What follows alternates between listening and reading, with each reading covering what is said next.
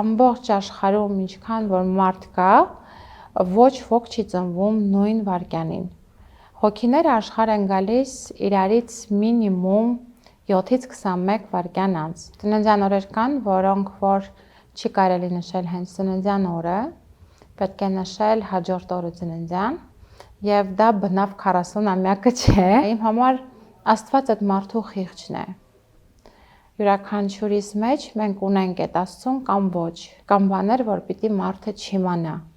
Մեր կյանքում, եթե նկատել եք գլոբալ եւ շատ լավ բաները եւ վատ բաները կարող լինեն անսպասելի։ Երբ որ մազերը վաճառում են եւ մարդիկ վերցնում են իրենց մազերը երկարացնում են ուրիշի էներգիայով, մեխանիկորեն դառնում են այդ մարդու կարման էներգիան կրողը։ Էներգետիկ ակտիվներից մեկը, որտեղով մենք ինֆորմացիան վերցնում ենք, դա մեր աչքերն են եւ հենց աչքերի մեջտեղի հատվածը, որը որ հենց արևի հետ ուղիղ կապ ունի։ Օգտագործել մահացած մարդու իրերը կարելի է։ Ողջույն, եւ այսօր կրկին իմ հյուրն է աստղաբան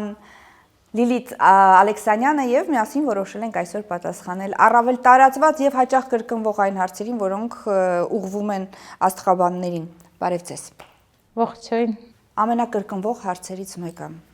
Ես չեմ հավատում աստղաբանությանը, որովհետև դա անհավատի գործ է։ Արդյոք հավատացյալ մարդը աստղաբանությանը տեղ կտա եւ ինչ կապ ունի մեկը մյուսի հետ։ Այս իմ համար շատ բարդ հարց է եւ կարծում եմ յուրաքանչյուր մարդ, որ այդ հարցը ունի իր մեջ, պիտի նախ ուսումնասիրի Աստվածաշունչ,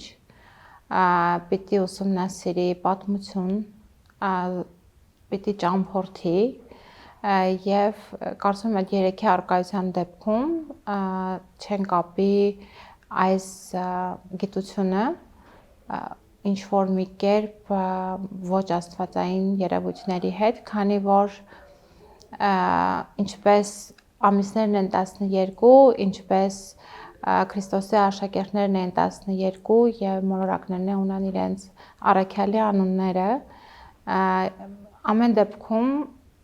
աստղաբանությունը մարդուն չի տանում մոլորության, չի շեղում իր հավատքից, չի հրահրում կրոններ եւ վարքագծեր եւ ըստ աստղաբանության օրենքների մարդը շատ ավելի համերաշխ եւ ճիշտ է ապրում ավետարանի օրենքները, քանի որ մոլորակների դիրքով մենք տեսնում ենք, թե յուրաքանչյուր գործողություն բառ ինչպիսի ճանապարհներ է գտնում հետ վերադառնալու եւ յուրաքանչյուր բառի գործողության վարքագծի համար մարդը պատասխան է տալիս։ Ոչ մի բան չի մնում ներքևում եւ չի մնում վերևում, ամեն բան անպայման տրանսֆորմացվում է եւ անհատույց ոչինչ չի տրվում մարդուն։ Եվ ես կարծում եմ, որ լինելով ինքս դեռ փոքրուց շատ արարչին սիրող մարդ, ես չեմ կարող ասել վախեցող, ինչ որ, Աստծուց պետք է վախենալ նախադասությունը կամ իմ համար Աստված այդ մարդու խիղճն է։ Յուրաքանչյուրիս մեջ մենք ունենք այդ Աստծուն կամ ոչ։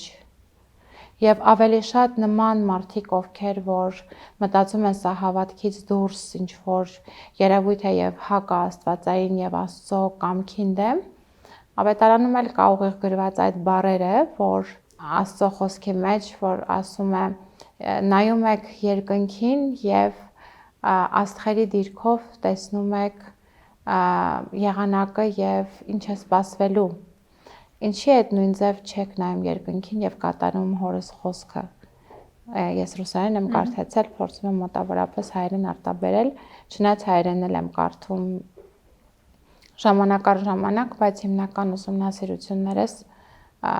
միգուցե դա լավ չի մեր հայրենակիցների համար, բայց ռուսերեն լեզվով եմ ընկալել։ Հաջորդ հարցը։ 12 աստղակերպ նշան։ Հազարավոր, միլիոնավոր մարդիկ, ովքեր նույն այդ օրը, նույն այդ ամսին ծնվել են, արդյոք կարող են բոլոր կանխատեսումները այս բոլոր մարդկանց համընկնեն։ Եվ եթե հիմա արդեն պիտի ասեք գոյություն ունի վայրը, ժամը, տեղը, այդ դեպքում այն կանխատեսումները, որոնք ընդհանրացված անում են, որ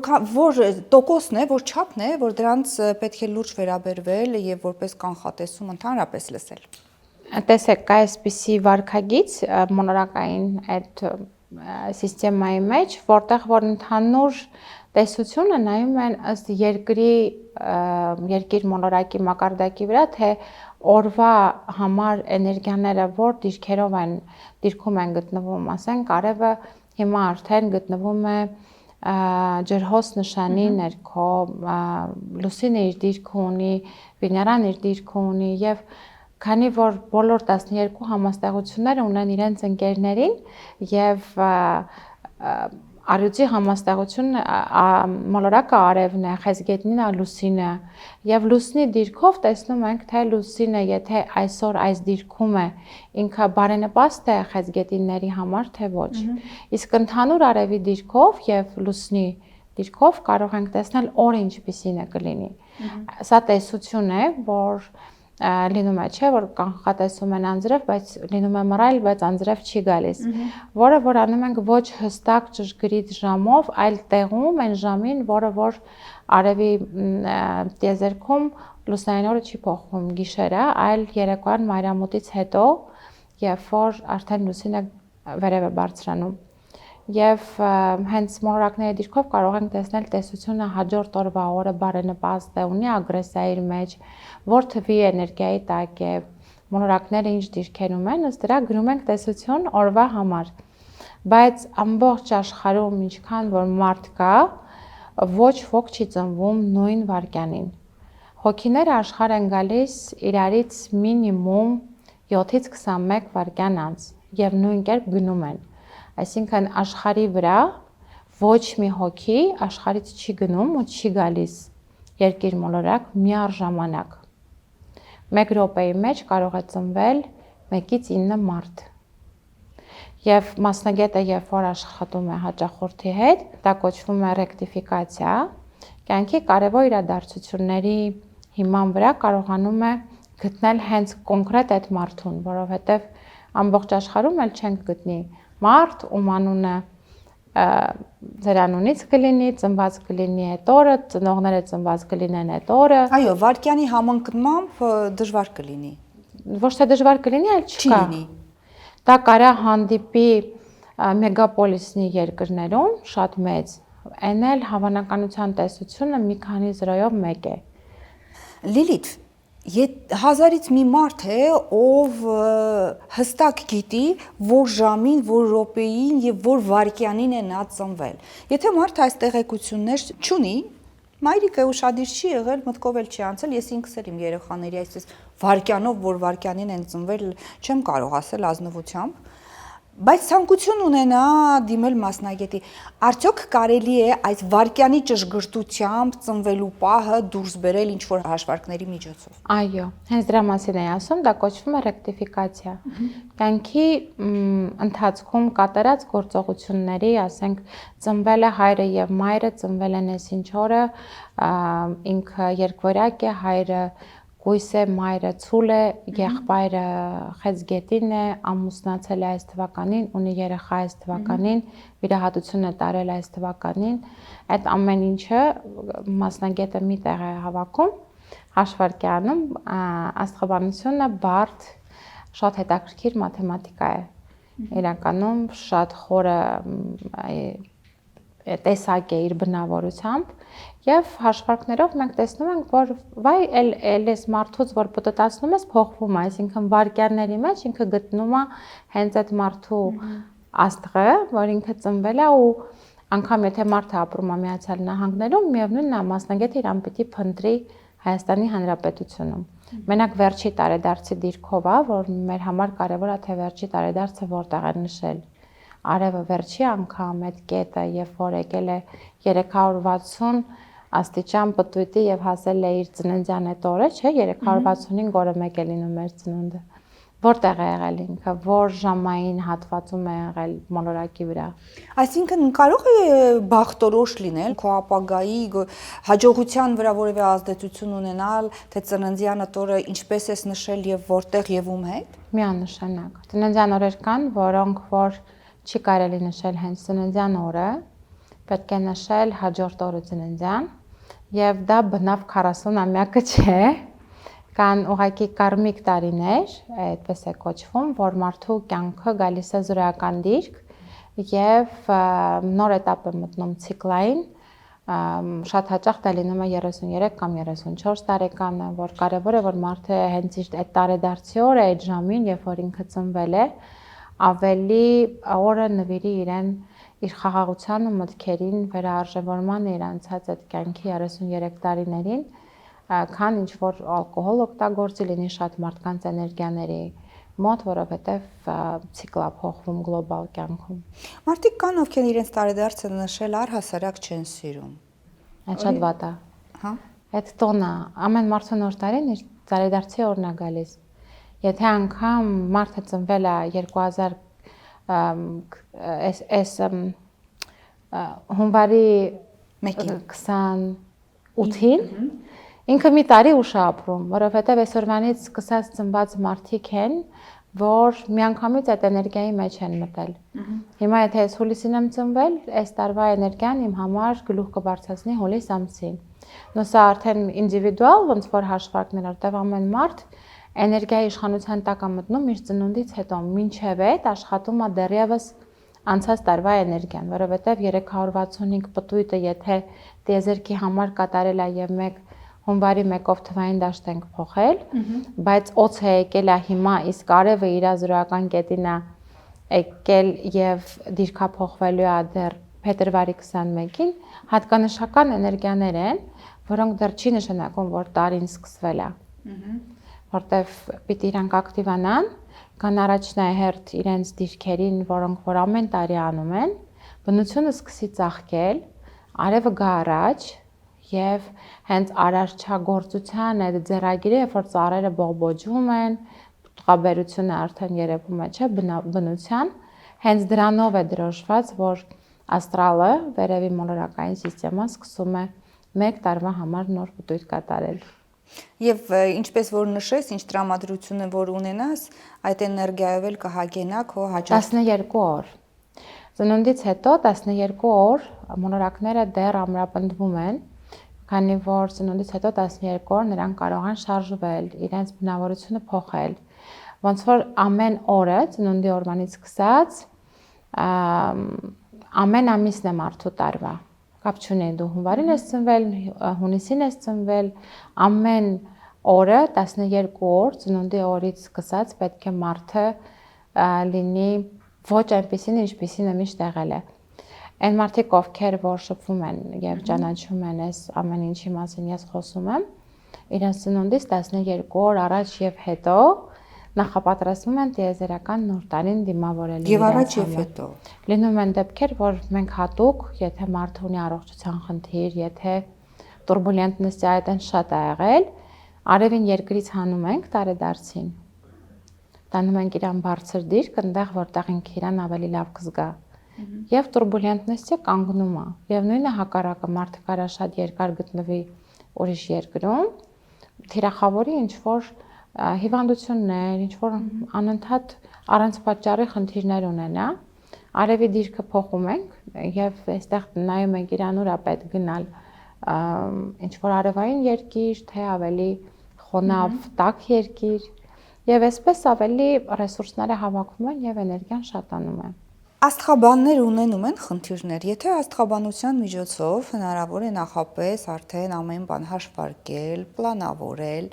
ստացվում է, որ աստղաբանը ինքը իր համար կարող է մի այնպիսի հրաշալի քարտեզ կազմել, որ կյանքը պարզապես երանություն լինի։ Բարդ է։ Աստղաբանները, իհարկե ես չեմ կարող ոչ մեկի աշխատանքի մասին ինչ որ կարծիք ասել, բայց այն ուսուցիչները մոտ որ ես եմ սովորել, մենք ունենք պրոտոկոլներ, օրենքներ, որ աստղաբանը չի կարող խախտել։ Այսինքն, երբ որ ես մի բանին էներգիա տամ, վերևը տեսնելու է, եթե չէ, այտենց ասացվածք ունենք, ինչ որ անես մարդու աչքի հետևից անելու ես Աստծո աչքի առաջ, երբ որ մենք սկսում ենք շատ այդ ակտիվները գեներացված աշխատացնել, կարա անոթները միանգամից փակի, որովհետև կամ բաներ, որ պիտի մարդը չիմանա։ Մեր կյանքում, եթե նկատել եք գլոբալ եւ շատ լավ բաները եւ վատ բաները, կարան լինեն անսպասելի։ Մասնագետները դա տեսնում են եւ այնտեղ ունենք դիրք, որտեղ որ հակացուցված է եւ պրոտոկոլով ճիշտ չի հաճախորդին դրա մասին ինֆորմացնել։ Այն մարդիկ, ովքեր դրանից տեղյակ չեն, ինֆորմացնում են եւ մարդու կյանքում կամ իրադարձությունը տեղի չի ունենում կամ տեղի ունենում, ասում են, բա ինչ հզոր լուրջ դեմք է իր ասած եղավ, բայց իրականում մասնակետը դրանով վնաս է տալիս եւ դիմացինին, որտեղ խառնվում է իր կարմիկ երևույթներին կյանքի, որի մեջով մարդը պիտի անցնի։ Մեծ հաշվով եւ ավելացնում է երևույթը, որտեղ մարդը չի անցել, խանգարել է իրան։ Եվ դրանից է մի փոքր չափաբաժին իրեն է վերցնում։ Դուք ասում եք համաձայն մեր պրոտոկոլի, ով է ձևակերպել այդ պրոտոկոլը եւ որտեղ եք դուք սովորել այդ ձեր ուսուցիչները, այդ պրոտոկոլ, այդ չափանիշները ում կողմից է մշակվել։ Ես տարբեր դպրոցներում եմ սովորել, առաջի քայլերս որ արել եմ, եղել է Մոսկվայի հենց Աստղաբանների ակադեմիան, Մոսկովская академия астрологов, մայր ակադեմիան Պետերբուրգում է, այդտեղից է սկսվել հետաքրքրությունը իմ այս երևույթի նկատմամբ եւ արդեն վերջի տարիներին դարձել է իմ ամենօրվա սովորելու միշտ այստեղ սովորելու բան կա, միշտ մի բանը սովորում ես, պետք է հաջորդիվ ինչ-որ բան սովորես եւ պրոտոկոլ օրենքները, որոնք որ տեսնում ենք նաեւ, երբ որ սովորացնում են, երբ որ դու նստած դիտարկում ես անում, անալիզ ես անում մարդու էներգիան,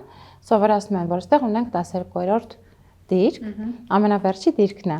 Այստեղ թաքնվում են մարդու գաղտնիքները, թաքնվում են մարդու ինտուիցիան, այդ իր ներքին էներգիաներն են, ուժն է եւ անկանխատեսելի տուն է ինքը համարվում դիրքը, որտեղից որ տեղի ունենում են իրադարձությունները, որը որ մարդը իր համար չէր պլանավորել։ Մասնագետը դա տեսնում է եւ երբ որ տեսնում է, որ մարդուն չասի, մարդը կարա դրա մեջով անցնի ավելի հեշտ, քան որ նրան ասի, գիտես, սա է քեզ սպասում, այդ մարդը գնա իրան, մինչև այդ իրադարձությունը դեռ պարզել չի ինքը ինչ ուժով է անցնելու, կամ կարա անցնի դրա կողքով, թե չի կարա, տալիս է այնց քիչ առաջ ձեր տված հարցից է, որ մենք կոդավորում ենք որպես այդպիսին, այս պարագայում ես կարծում եմ, որ այն ինչը որ մենք տեսնում ենք, սկսում ենք արագացնել, չէ՞, մտքի ուժը շատ արագ է աշխատում։ Մեզ հակացուցված է դա տեսնել եւ դրան ուժ տալ։ Այսինքն ես կարամ բաներ տեսնեմ, որ իմ կյանքում պիտի շատ լավ լիներ եւ իրան ուժ տամ ինքը կորի։ Մտքի ուժի նշանակությունը աստղաբանության մեջ, մտքի ուժով, որովհետև սա էլ ամեն մարդու մոտ մտքի ուժը մի զորություն ունի, հա, արդյոք հնարավոր է որոշակի ներազդեցություն ունենալ նույն աստղաբանության առումով, այսինքն մարդ ունի մտքի ուժ, նրան կանխատեսել են լավ կամ վատ բան, նա արդեն գործի դնելով իր մտքի ուժը դա նեյտրալիզացնում է, զրոյացնում է կամ ընդհակառակը դարձնում ավելի ուժգին։ Իհարկե, այդ մեր ընկերն է, սիրելի մոլորակ Սատուրնը եւ Պլուտոնը։ Սատուրնը մեր ծերուկն է իմաստուն, որը որ ամեն ինչ տեսնում եւ հետավերադարձնում բումերանգը ինքն է։ Պլուտոնը ինքը ուժն է, մինչեւ որ կդառնա հուդան։ Ինքը մեր մոլորակների մեջ ամենաուժ բացահայտվածն է, իրան սկսել է շատ ուշ են բացահայտել, բայց ինքը շատ հաճախ հուդայություն է անում, այդ դավաճանի ակտիվն է, որ կարա անկանխատեսելիորեն հայտնվի այն դաշտում, որտեղ պիտի չլիներ եւ խնդիր առաջացնի։ Այս դեպքում ոչ թե մտքի ուժն է, այլ հիմնականում акցենտը, եթե գրագետ աշխատանք է տարվում, դրվում է մարդու մտքի կառավարման, այսինքն կամքի վրա, վոլա, որովհետև այն երկու մոլորակներն են, որ հիմնականում մարդուն գլոբալ կարան ծնկի բերեն եւ հակառակը ուժեղացնեն, իսկ իրանց միշտ իրանց իշխանությունը պահում է հենց մարդու կամքը, չէ, ինչքան մարդը համբերատար է, ունի կամք, ինքը այդքան բացասական վիբրացիաներ չունի, համբերատարությունը գերիշխում է, ունի դիսցիպլինա։ Եվ այս պարագայում ոչ թե իրան ասում են, գիտես, այդ ծրագրավորումն է գնա մտքիդ ուժ տուր, թե չէ վատ բան կլինի քո հետ։ Այլ խորհուրդ ենք տալիս, որ պիտի դիսցիպլինան գա առաջի պլան, որովհետև դու չունես անցյալ եւ ապագա, դու ունես ներկա, հիմա եւ այստեղ, անցյալում ոչինչ չես կարող փոխել, բայց մնացել ես անցյալիդ այդ ուժի եւ էներգիայի տակ դեռ դու հավատում ես, որ կլինի քո կյանքում այնպես ինչպես առաջ էր։ Եվ կորցրել ես ներկայից զգացողությունը, որովհետեւ ցավոք սրտի պիտի հիասթափեցնեմ, նո ամեն դեպքում ես ուրիշ տարբերակ չեմ տեսնում, մենք չունենք ոչ անցյալ, ոչ ապագա, մենք ունենք հիմա եւ այստեղ։ 1 րոպե առաջ անցյալ էր, 1 րոպե հետո դեռ ապագա է, որը որ միայն վերևից է հայտնի, կունենանք թե ոչ։ Մենք խոսում ենք էներգիաների մասին, մենք խոսում ենք այն մասին, որ մտքի ուժն է կարևոր, շատ մարդիկ ուզում են անցյալի ինչ-որ բաներից ազատվեն եւ դրա համար ինչ են անում։ Շատ հաճախ գնում են եւ կտրում են մազերը։ Այո, հիմնականում կանանց մասին է խոսքը, փոխում են սանրվածքը, կարճացնում են վարսերը, վստահ լինելով, որ վարսերը կրում են հիշողություն մի կողմից, մյուս կողմից կերպարի փոփոխությունը կբերի թարմություն եւ հնարավորություն ազատվելու նախկին տհաճ իրադարձություններից։ Մազերը կրում են ինֆորմացիա, թե ոչ, երբեք կտրել պետք մազերը եւ արդյոք մազերը կտրելու հակացուցում կա։ Մազերը շատ ուժեղ ինֆորմացիա են իրենց մեջ կրում, ինչպես ասում է իմ ուսուցիչը, մազերը ունեն հիշողություն եւ եթե կան աշխարհի վրա իմաստուն մարդիկ, իդեմս մեր Աստծո որդու Հիսուս Քրիստոսի ունեն երկար մազեր եւ երկար մորուք։ Իմաստություն է կրում մազերը, ունի գենիալնի ուժ,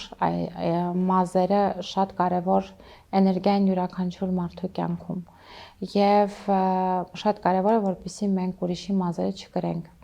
Երբ որ մազերը վաճառում են եւ մարդիկ վերցնում են իրենց մազերը երկարացնում են ուրիշի էներգիայով, մեխանիկորեն դառնում են այդ մարդու կարման էներգիան կրողը։ Եվ երբեք ոչ ոք չգիտի, թե այդ մազերը տվողը ինչպիսի կյանքով է ապրում, ինչ առողջություն ունի, որտեվ իր անգամ օրվա տրամադրվածությունը կարամ էներգիայով փոխանցվի այն մարդուն, ով որ այդ մազերը կրում է։ Դրա համար այս առումով այո կան հատուկ օրեր կրելու համար, եթե մենք ուզում ենք մազերը դանդաղ աճեն եւ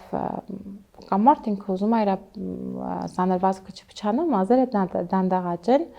մազերը կտրում ենք մեռնող լուսնի ժամանակ կամ երբ որ ուզում ենք ինչ-որ ստրեսից ազատվենք, ինչ-որ մի բան, ինչը որ մեզ խանգարում է, հիմնականում ակտիվ օրերը եւ ոչ բոլոր օրերն են բարենպաստ մազերը կտրելու, բայց ավելի բարենպաստը մեռնող լուսնի շրջանը։ Եթե ուզում եք ինչ-որ բան ձեռք բերենք, նորովի, նոր տեսք ունենանք, բայց ոչ թե ստրեսից դուրս գալու համար, այլ ինքներս մեզ ինչ-որ մի այլ կերպ ընկալելու եւ դուր գալու անենք դա մեր համար, ոչ թե ինչ-որ բանից ազատվելու, այդ ավելի շատ աճող լուսնի շրջանն է, որպեսզի ավելի լավ մազեր կան, ավելի փարթամ, ավելի էներգիան որպես այդպեսին դրական է գա, որտեվ աճող լուսինը ամեն դեպքում ավելի բարենպաստ շրջան է մազ կտրելու համար։ Խոսում ենք էներգիաներից, լուսանկարը նույնպես մեծ էներգիա պարունակող երևույթ է, նույնիսկ մարդիկ կան, որ շատ հաճախ չեն համաձայնվում նկարվել այս կամ այն մարդու հետ, շատ ուշադիր են, որպես իրենց լուսանկար ամեն պատահական ձեռքում չհայտնվի, ինչը այսօր անել արդեն շատ դժվար է համացանցի ուժով, որովհետև գրեթե բոլորիս լուսանկարները կարող են հայտնվել որտեղ որ ասես։ Արդյոք այս լուսանկարների տարածվածությունը սոցցանցերի միջոցով եւ այլն նույն այդ էներգակիժն է, ուժգնությունը չի կորում, ցանկացած մեկը կարող է ցանկացած մեկի լուսանկարը ներբեռնել սոցիալական ցանցից եւ այն նույն էներգիան նա կկրի։ Ոչ։ Նախ կարևոր է այդ մարդու հետ ինչ հարաբերությունների մեջ է եւ վերջի շրջանում քանի անգամ է իր հետ ունեցել, եթե դա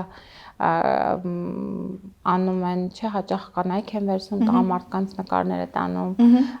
օգտագործում են ինչ-որ նպատակներով։ Նկարը մարդու ամենաբաց դաշտն են, ամանավանդ այն նկարները, որտեղ մենք հստակ ուղիղ նայում ենք նկարողին։ Եվ մարդու հենց այդ բիապոլյան երրորդ աչքը ամենակարևոր էներգետիկ ակտիվներից մեկը, որտեղով մենք ինֆորմացիան վերցնում ենք, դա մեր աչքերն են եւ հենց աչքերի մեջտեղի հատվածը, որը որ հենց արևի հետ ուղիղ կապ ունի։ Հիմնականում հենց այդտեղով էլ թիրախավորում են մարդուն, բայց կա մի շատ կարևոր փաստ, որը որ պետք է միշտ հաշվի առնենք։ Մենք միշտ վերցնում ենք դիմացինից այն, ինչ որ ինքներս տալիս ենք, այսինքն ինչ որ արտացոլում ենք, նա հետ ենք վերցնելու։ Հիմա ես վստահ եմ, որ իմ նկար ինչքան ուզում ա վերցնեն եւ վրան լավ թե վատ բաներ կարդան, ես ստանալու եմ ինչ որ իմ ներսում եմ պարունակում։ Չեմ ստանալու այն ինչ որ ինձ տվել են։ Այդ նույնն է, երբ որ մարդը միշտ կարծիք է հայտնում եւ պատասխանատու է նրա համար, ինչ որ ինքն է մտածում։ Եթե ինքը որոշել է այդպես մտածի եւ այդպես գործի, դրա համար պատասխանատվություն է կրում ինքը, այլ ոչ թե այն մարդը, ում որ թիրախավորել են։ Այս դեպքում կարծում եմ, որ մենք արդեն դուրս ենք եկել այդ ինչ որ ես մի քիչ այլ կերպ ընկալում ունեմ, եթե մենք բռնենք Արարչի ձեռքը, լինենք համերաշխ եւ մեզանից դուրս գա լավը, ինչքան ուզում ա մեր վրա աշխատեն, ինչքան ուզում ա այդ նկարները տարածված լինեն լավ թե վատ մարդկանց ձեռքում, մենք միևնույնն է այդ նկարին ամենածանր բառերով էլ դիմեն, ստանալու ենք լավը, որովհետև այն ինչ որ ինքը տվել է, ինքն է դրա համար պատասխանատու, ոչ թե մենք։ Ես մի քիչ համաձայն չեմ, այո, բիապոլյան բաց է, շատ կարևոր է, որպեսզի մենք մեր նկարների մեջ լինենք ուրախ։ Կարևոր է, որպեսզի ինչ որ մի ձև նկարի մեջ բիապոլյան փոխենք։ Նամանավանդ այն երեխաներինը, որոնք մտկրտված չեն, որոնք դեռ անօգնական են, որտեղ մենք քրիստոնյա հողի վրա ծնված մարդիկ ենք եւ պարտավոր ենք ինչքան էլ որ հասկանում ենք, որ Արարչի համար չկան բանալիներ եւ բոլորին սիրում է ինքը միանշանակ, բայց մենք ունենք բնավորություն, էներգիա եւ մենք քրիստոնյա ենք։ Մահացած մարդու լուսանկար ունենալ տանը, ավտոմեքենայի մեջ, պայուսակում, հարազատ մարդ է, կորցրել ես եւ նա ունի այդ կարիքը, կարծես թե մտերմիկ կապը չկորցնելու համար, ինչպես է սա մեկնաբանվում։ Ըստ իս մահացած մարդու նկարը նույնպես մահացած էներգիա է, որը որ կրելով մնացած ողջ առողջ մարդկանց նկարների կողքին կարող է փոխանցել հենց այդ пассив էներգիան, որը որ դեռևս արդեն չի շարժվում եւ չկա։ Նույնը մահացած մարդու իրերը, երբ որ տանը պահում են, շատ երկար ժամանակ չէ, երբ որ ինչ որ մի բանը այն մեր մանկության տարիներին հիշում եմ, որ անկողինը երկար դնում էին, նոր անկողինը չէին օգտագործում, այնտեղ հենց դեղին ինչ որ լաքաներ էին հայտնվում։ Նույն կերպ դա այդ փոխանցվում է նույն նկարին, նույն իրերին մահացած մարդու թողած, դրա համար կարծում եմ կարևոր է թե մենք մեր ներսում ոնց ենք վերաբերվում այդ մարդուն եւ ավելի ճիշտ կլինի, որ եթե չենք կարող ազատվել եւ թողնել իր մենակ նկարը, որտեղ ինքը երջանիկ էր, շատ տարբեր տեսակի դեպքեր կարող են լինել եւ ամեն մարդ իր աշխարհընկալումն ունի այդ մասին եւ իր սկզբունքները, գոնե պետք է առողջ էներգիաներից իրան առանձնացնել, չպահել բոլորի հետ։ Օգտագործել մահացած մարդու իրերը կարելի է։ Գրել նրա հագուստը, օգտվել նրա անկողնուց։ Իր հագուստը ունի հիշողություն, որտեղ այդ մարդու մաշկը,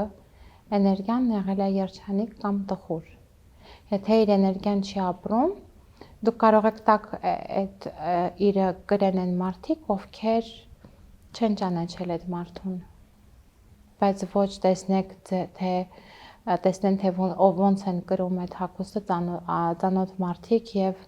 այդ հագուստի մեջ ինչ լավ կամ վատ գործեր կարան անեն։ Իսկ երբ որ թողնում են ընտանիքի անդամներին եւ իրենք են գրում, այստեղ պիտի հաշվի առնենք գնացողը երջանիկ էր թե ոչ։ Երբեմն շատ հաճախ մենք առանց հասկանալու քայլեր ենք անում, բայց ամեն ինչ փոխկապակցված է։ Խորհուրդ տվողը կատարում է այդ իր կյանքի այդ ինչ որ բան որ փոխանցել է, ինչ որ մատանի կարա լինի, չէ, ինչ որ օղեր, այսինքն խորհուրդը փոխանցող այդ եկած որ տվել է, ինքը ինչպիսի կյանքով է եղել ապրելիս, երբ որ կրել է այդ օղերը։ Նույնիսկ այստեղից հետևություն, եթե նույնիսկ ձեզ շատ թանկարժեք իր է բաժին հասել իբրև հուշ, բայց եւ նյութական արժեք ունեցող, միևնույն է, ընդունելուց առաջ մտածել է պետք։ Միշտ։ Շնորհակալություն հրավերը ընդունելու համար։ Ես եմ շնորհակալ։ Ես կսպասեմ նաև ձեր հետագա հարցադրումներին, հարցերին եւ եթե դրանք բավականին քանակությամբ կուտակվեն, ուրեմն կուղեմ նաև Լիլիթ Ալեքսանյանին դրանք եւս մեկ անգամ, եթե դեմ չեք լինի։ Դեմ չէ։ Այնպես որ ակտիվ եղեք մեկնաբանություններում, գրեք ձեր կարծիքը, գրեք հարցադրումներ, որոնց շուրջ կուզենայիք լսել Լիլիթի կարծիքը, ինչպես նաև կարող եք ինձ հուշել, թե ում կուզենայիք տեսնել մեր տեղավարում եւ որպես վերջաբան հիշեցնեմ, որ դուք կարող եք բաժանորդագրվել մեր YouTube-յան ալիքին, նաև գտնել մեզ այլ սոցիալական հարթակներում։ Ուշադիր եղեք ձեր մտքերին, այն ինչ որ կա գլխում այսօր, վաղը տեղափոխվելու է ձեր մարմին առողջության տեսքով, ինչպես նաև ուշադիր եղեք մտքերին նաև նրա համար, որ վաղը դրանք դառնալու են գործողություն, որը ուղիղ կապ է ունենալու ձեր կյանքի որակի եւ երջանիկ լինելու վրա։ Ամեն դեպքում հետևեք ձեր մտքերին, թող դրանք լինեն դրական եւ ուրախ։ Հանդիպելու ենք նաև հաջորդ ուրբաթ առայժմ։